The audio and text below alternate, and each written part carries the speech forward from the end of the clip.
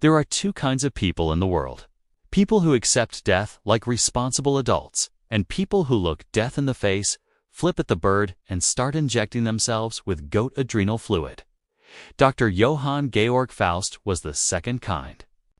Long before Dr. Frankenstein built his monster, or Silicon Valley billionaires started freezing their heads, Faust was out here in the 1500s saying, "What if I could live forever and maybe even shoot lightning from my fingertips?" The man who allegedly signed a deal with the devil and turned himself into something far worse. This is the story of the original mad scientist. And trust me, by the end of this tale, you'll be questioning whether immortality is worth smelling like brimstone and regret. Chapter 1. The Original Overachiever. Johann Faust was born sometime around 1480 in Germany, which, back then, was basically a bunch of castles, forests, and suspiciously enthusiastic monks. While other kids were learning to churn butter and not die of plague, little Johann was reading ancient texts, studying astronomy, and casually dabbling in necromancy like it was an elective. Faust wasn't your average Renaissance guy.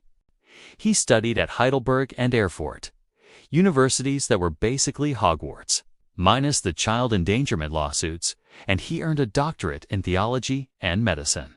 But Faust didn't want to heal people. He wanted to upgrade them. And by them, we mean himself. People laughed, but Faust, he took notes. Together, they formed a kind of underground think tank for the damned. They met in cellars, candlelit groves, and once, allegedly, in a crypt beneath Prague. He talked about transcending human limitation, which is Renaissance code for I'm about to do something really stupid with animal organs and a blood circuit system that could reverse decay through energetic transference. He began mixing science and alchemy, dabbling in forbidden knowledge the church didn't like. He was in it for the ultimate cheat code, eternal life and divine power. He believed in the possibility of the Philosopher's Stone, not just to make gold, but to unlock immortality. He wasn't in it for the riches. In taverns, he bragged that he would conquer death before death could conquer him. At lectures, he challenged religious dogma. He also befriended a strange cast of characters: excommunicated monks, wandering alchemists, philosophers who thought the moon was a mirror. He wrote of a spiritual furnace that could purify the soul. Faust's ideas went from radical to unhinged. Basically, he was writing a user manual for building a god. Chapter 2. Enter the Devil. At some point, Faust decided books and scalpels weren't enough. No, he needed a supernatural edge.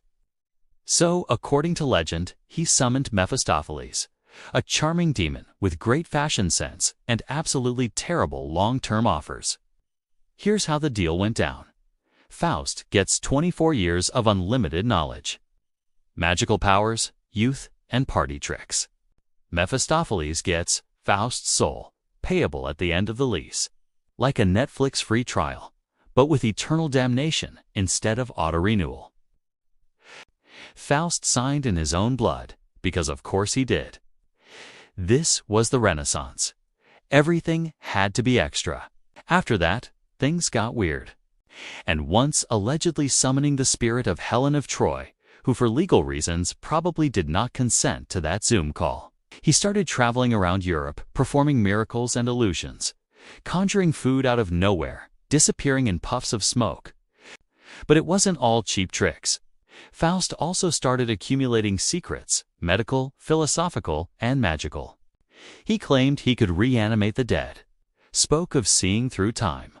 He wrote that the soul was not eternal, but migratory, and that he had discovered how to move his into another vessel. He wasn't just after immortality.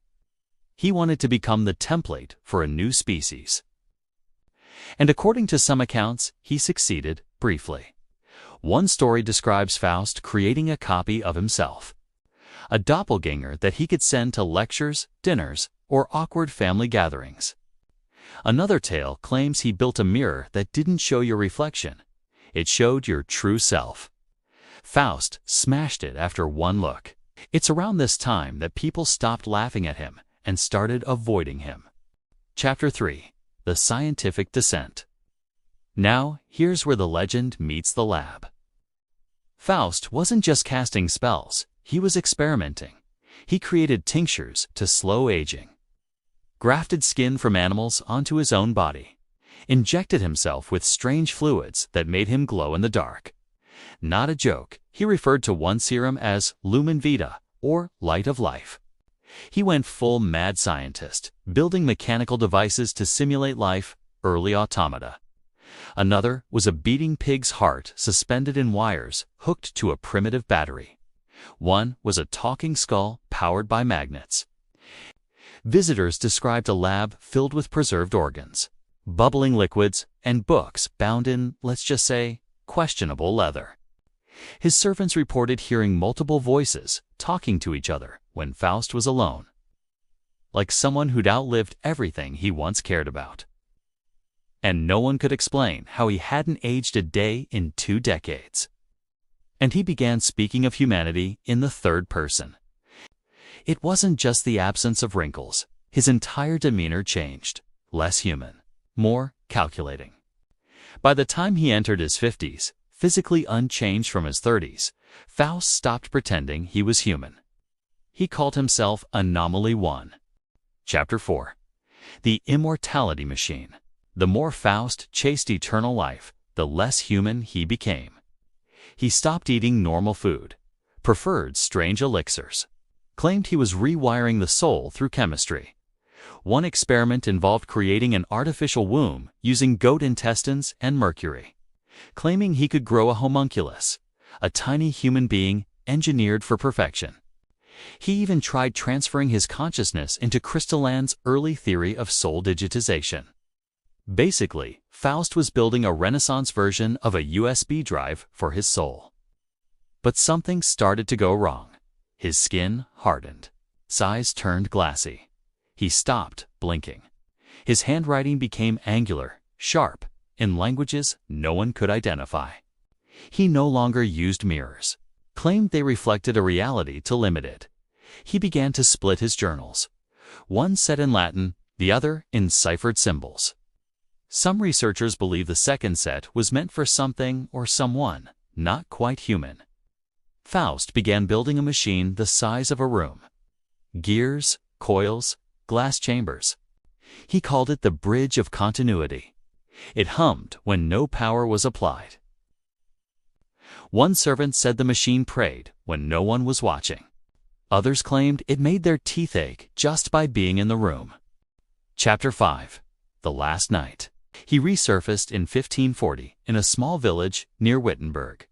Locals said he looked wrong, like a painting of himself come to life. He rented a small house, boarded up the windows, and filled it with crates of alchemical tools. One night, there was a thunderclap. The house glowed red from within.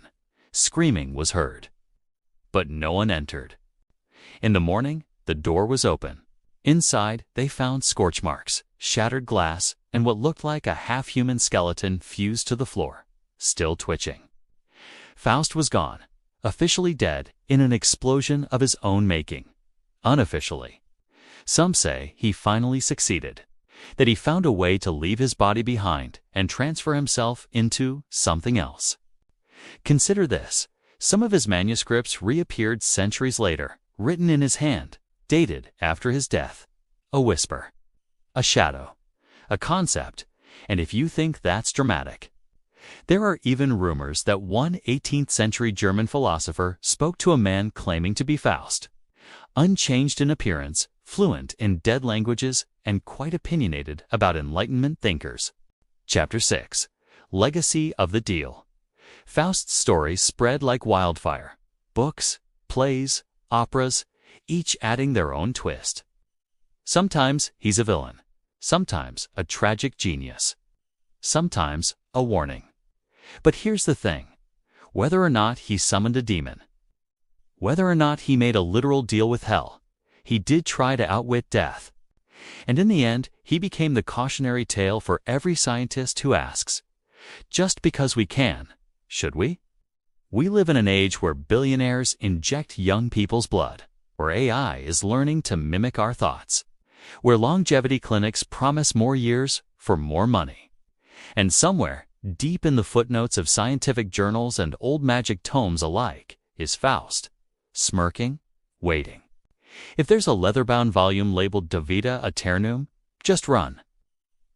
So if some startup bro tells you they've got a serum that'll make you live forever, maybe check their bookshelf, 'cause Faust wanted to beat death, and maybe he did, but only by becoming something else entirely.